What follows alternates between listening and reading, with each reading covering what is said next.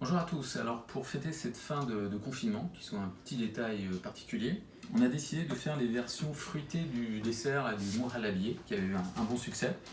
Et donc on va faire même deux desserts, deux recettes. Alors le premier c'est le balouza, fait à partir de jus d'orange et de pignons de pain. Et il y a les deux autres ingrédients, c'est de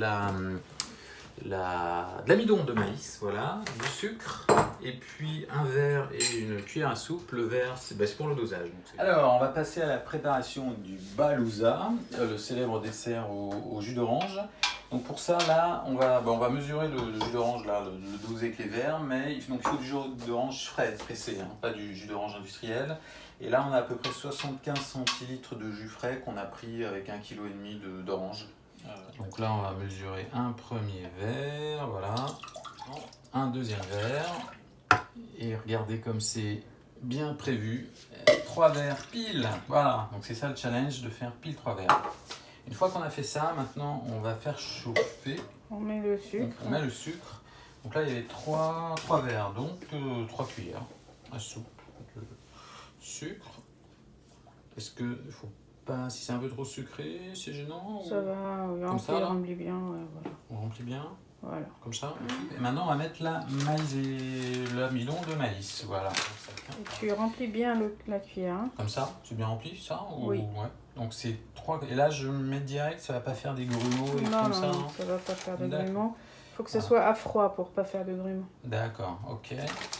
En effet, à froid. Donc on met l'amidon de maïs. Bien, t'as mis bien 3 cuillères? Ouais, là, j'en ai mis bien 3. Je peux en rajouter un peu. Ouais. Ah oui, pour que ce soit bien ferme et. C'est bon là. D'accord. Pas que ce soit... Tu mélanges. Et après on mélange. On attend que ce soit bien mélangé, qu'il n'y ait plus de paquets de grumeaux avant de chauffer. C'est ça. Et après on va chauffer ça doucement, tranquillement. On chauffe en mélangeant tout le temps, voilà. Jusqu'à ce que ça commence à bouillir et là on le retire. Exactement, comme dans le mourhalabieh. Je ne sais pas si vous vous rappelez, mais c'est quand ça commence à frémir qu'il faut le... Voilà, c'est vraiment le moment délicat et sensible de la recette. Là, c'est pareil. Voilà, bon, donc là vous remuez tranquillement votre mixture de balouza.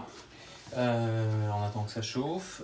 Pendant ce temps-là, il faut préparer les ramequins, hein, comme pour le mourhalabieh, pour pouvoir servir rapidement. Les petites variations, il y en a qui font un dessert uniquement balouza, il y en a qui font une couche mourhalabieh, une couche balouza dessus. Donc dans ce cas-là, il faut bien préparer le mourhalabieh qu'il devienne ferme et ensuite resservir le balouza dessus. Voilà, qu'est-ce qu'on peut dire d'autre? On peut dire que d'un point de vue purement marketing, hein, le terme balouza, on ne voudrait pas vexer nos amis syriens, mais bon, c'est peut-être pas le mot le plus joyeux. Voilà, c'est pas très joli en syrien non plus. Mais bon, tout le monde a le droit de faire ses petites erreurs de marketing, donc on ne vous en voudra pas. Donc là, on va peut-être passer en mode accéléré.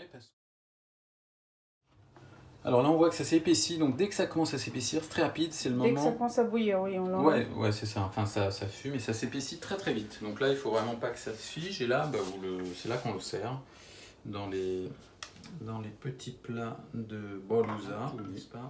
Voilà, on a notre balouza qui vient se mettre gentiment dans ces petits ramequins. Voilà, donc là, on va attendre que ça refroidisse. Oui, on va nettoyer surtout la tâche que tu as fait... Quelle tâche?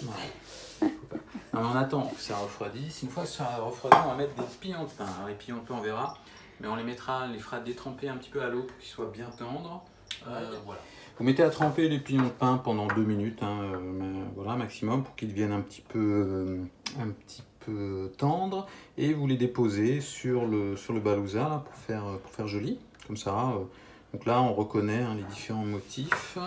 Un peu aléatoire, les motifs en étoile du mourhalabieh qu'on aimait bien, en croix plutôt, en croix.